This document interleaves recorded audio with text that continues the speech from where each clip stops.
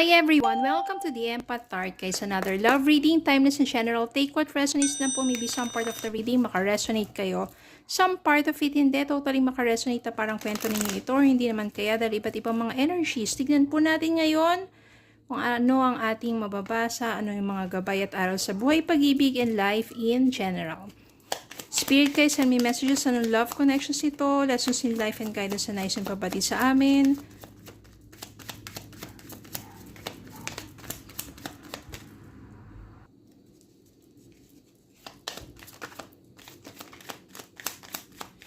Spirit, guys, send me messages. Anong love connections, lessons in life, and guidance na nais yung ipabati sa amin.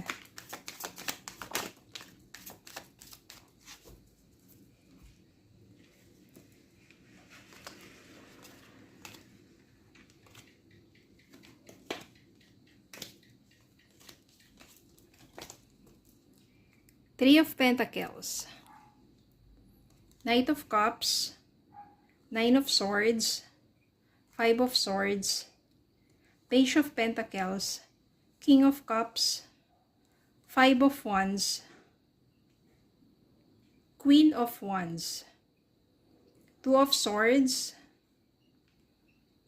Ten of Wands, the Devil. Okay, it seems like that too much conflict ang nangyari sa inyo na person mo at the same time naging toxic na. Ang lakas dito ng energy ng selos, jealousy. Nandito yung Five of Wands. Yan o, ang daming pagtatalo, away, conflict. Tapos nandito rin yung Five of Swords. O, very ano to na parang minsan, nisurrender mo na lang.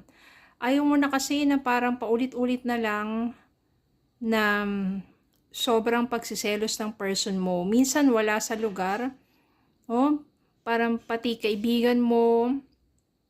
Wala ka ng parang nakatali ka na lang dun sa relasyon ninyo na wala ka ng laya dahil sa sobrang selos, walang tiwala, mga ganon. Kaya sobrang toxic na. The Devil. Yun yung nangyari sa inyo. Yung parang dito kasi nakatali kayong dalawa dun sa isang toxic na relationship na wala nang tiwala, wala nang pangunawa, wala nang suporta, puro na lang away, away, away. Selos, ganun. Pagdududa, yung mga ganung bagay. Well, maaring kumawala ka dito sa taong to kasi hindi mo na kinayanan. Ten of Wands dito, sobrang bigat na. Too much burden na para sa iyo ang relationship na yon. Di mo na matake pa ang ginagawa sa'yo ng person mo, kaya maaring nagkahiwalay kayo ng person mo. May mga times dito na talagang gusto mo na siyang kalimutan. At nang nakawala ka na sa relasyon na yon, mas nag-focus ka dun sa self mo. Page of Pentacles dito, may mga dumating na opportunity sa'yo pagdating sa, sabihin natin, money matters. O, yun dyan yung mas nagiging busy ka, maaaring nag-invest ka sa isang business, pagdating naman sa work, promotion, mga ganong bagay, kasi mas nagtuon ka ng pansin doon sa pangsarili mo. Mahirap sa'yo kasi na kapag nasa toxic relationship ka kasi magulo rin isip mo, puro mga negatibo rin ang mga nararanasan mo sa buhay kasi too much toxicity, di ba? Pero na nakawala ka, maraming opportunity na dumating sa'yo, then, mas naging attractive ka. Yung Queen of Wands dito, ibig sabihin, someone is very passionate and very attractive. Alam mo, yun yung parang kahit hindi physically na, kasi diba, ang kagandahan naman, both physical or inside and out, di ba? Pero sobrang lakas ng energy mo, sobrang lakas ng dating mo sa mga tao. Dahil naging sobrang attractive ka. Paano mo na nakamit yung ganong klaseng naging attractive ka sa mga blessings mo? Kasi ni-raise mo yung vibrations mo. Nandun yung self-love and care. Kapag pumasok ang self-love and care sa isang tao, sobrang nagiging attractive ka. Hindi lang sa mga, sabihin natin, sa ibang mga persons o nasa paligid mo. Diba? Sa mga biyayang dumarating sa buhay mo. Kaya ang lakas ng dating mo, di ba parang ang lakas ng aura mo, napakaganda ng aura mo, napaka-positibo. Kaya marami ka na-attract. Ngayon, isa sa mga na-attract mo ay yung person mo. Maaring nagmamakaawa yan na bumalik ka sa buhay niya at nagsisisi na at maaring nangangako na hindi na niya gagawin ulit yun, magkakaroon na siya ng tiwala, nagbago na siya, hindi na siya magiging silosa, mga ganung bagay. Okay, ang mga energy po ay reversal, ibig sabihin pwedeng, at saka hindi siya gender specific. So, maaring person mo, ganun nga, na-attract mo siyang pabalik sa'yo, ibig sabihin, gusto niyang bumalik sa'yo, maaring napag muni-muni na niya yung mga maling nagawa niya sa'yo. Kasi nandun pa rin naman talaga yung love. Yung sobrang pagmamahal niya sa'yo, yun yung dahilan na kung bakit sobrang naging silosa siya. Kaya kung bakit palagi nandun yung pagdududa, na wala na yung tiwala, sobrang pagmamahal, na nauwi sa hindi tamang pamamaraan, 'di ba? Then meron someone, sabihin natin medyo mas mature. Ito magpapakita siya ng someone na sincere, charming, loving, very mature emotionally, na nauunawaan ka niya at ayaw niya magdulot ng any pain sa'yo. No, parang mamahalin ka ng taong to, at the same time aalagaan ka niya. Ngayon, ito ang mangyayari. No? Parang minsan, sinubukan mo na bigyan ng pagkakataon yung person mo. Okay, fine, ayusin natin muli. Pero naging nangyari, imbis na naging maayos ang inyong relationship, ganun lang. I can sense here na bumabalik lang dito. Paulit-ulit na lang.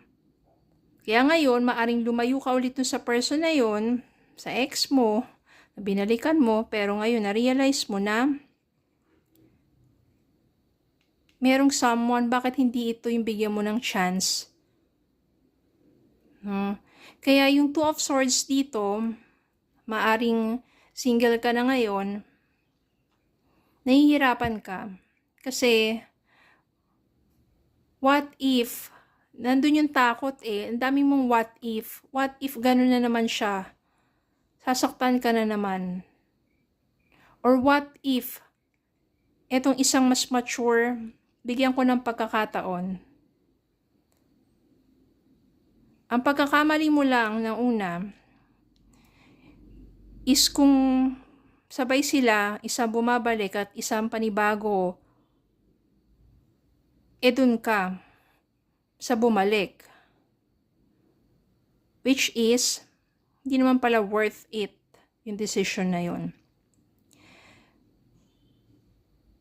Ngayon, itong isa, kung talagang tunay, sincero ang kanyang pagmamahal sa'yo, ngayong libre ka na, ito yung pagkakataon na pagbigyan mo naman ng chance to na mas makilala pa. Kasi malay mo, kung sincere siya, ganun siya ka-mature, ganun siya ka-loving and caring, bakit hindi, diba? Why not give a chance yung ibang tao? Di ba sabi nila, parang mas maganda magbigay ka ng chance sa iba't ibang mga tao para makilala sila, para kilalanin sila, kaysa na magbigay ka ng more than twice or 3 times na chance dun sa taong paulit-ulit na lang na sinasaktan ka lang din naman, 'di ba? So mas maganda raw na magbigay ka ng chance sa maraming tao para makilala sila, kaysa naman magbigay ka ng maraming chance sa iisang taong paulit-ulit kang sinasaktan. 'Yon. Kaya eto, nahihirapan ka ngayon mag-decide. So, nasa sayo na yan, how to realize things in your life, in your relationship, sa mga lessons na iyong natutunan. At the same time, give yourself another chance. Siguro, sa pagkakataong ito, kung siya naman binigyan mo ng makilala, baka ito na yung tamang tao para sa'yo. Yung loving and caring. Okay? So, yun lang po. Maraming salamat po for watching. Please don't forget to like, share, comment, subscribe, follow me Facebook and YouTube. Have a good day po and God bless.